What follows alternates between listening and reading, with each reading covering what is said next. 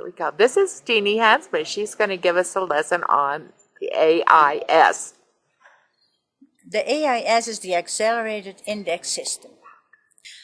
I call it search because it has really value, especially for the colonial search and the mortality schedule. There are 8 searches. The first one is the colonial.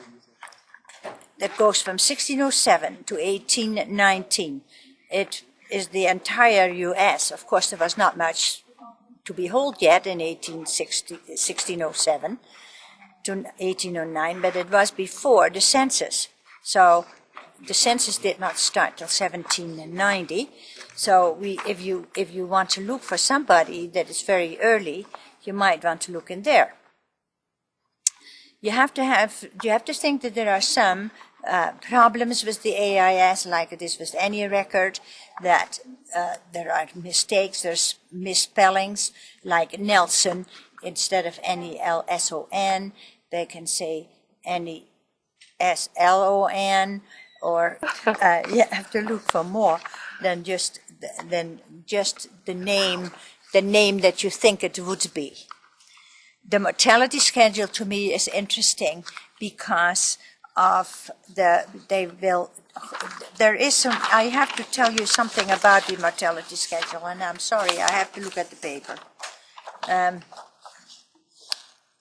The mortality schedule were taken in connection with the U.S. Census and includes the names of all persons who died in the year prior to June 1st of the census year. For example, Andrew Anderson in Donovan County, Kansas, age 17, male, died of pneumonia. It says column 7 tells you NR, which means an abbreviation that he came from Norway. He was born in Norway.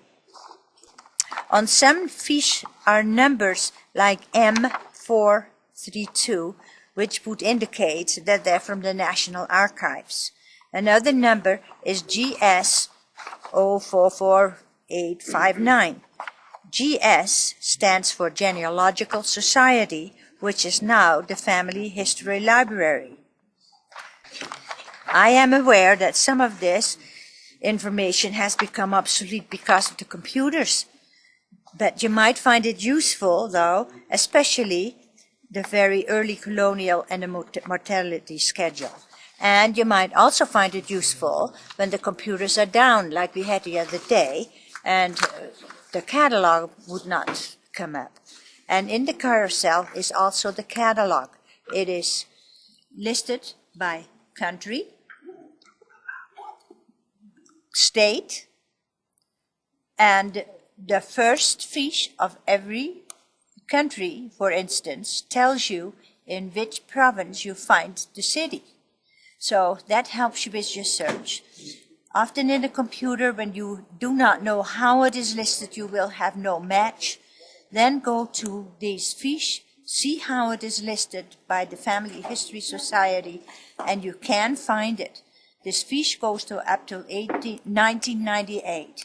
So everything up to 1998, all that is filmed is on this. And after that, you go to the computer. But it is useful because you can see the whole outlay, what they had in the cities, and what was photographed and what was not. Search 1 then is 1607 to 1890 and is the entire United States. The second search is 1820 to 1829, entire U.S. Third is 1830 to 1839, entire United States. Fourth is 1840-1849, entire United States. The fifth search is 1850 to 1860, southern states. Sixth, 1850 only, New England and the northern states. Search 7 is 1850 to 1906, Midwestern and Western states. 7A, which has proven to be always very useful, is 1850 to 1906, entire United States. And then search 8 is the mortality schedule. This is the 7A search on Telford, Alexander Telford. And so you see him at the top. He lived in Chatham County, Georgia. He can be found on G81, Savannah. He is listed in Savannah City in 1820. So how do you find the GA081? In the blue book here, right by the carousel, are all the abbreviations and all how exactly you have to do it. And if you can't find it, you look for me. Okay. And then this one is a mortality schedule, isn't it? This is a sample of the mortality schedule. Charles Brown in Philadelphia County, Pennsylvania, page 37. He died on August 18 Right.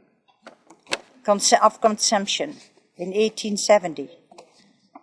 The next one, June, Connecticut, paralysis, 1870, and so forth. And so, that just means that it's a male.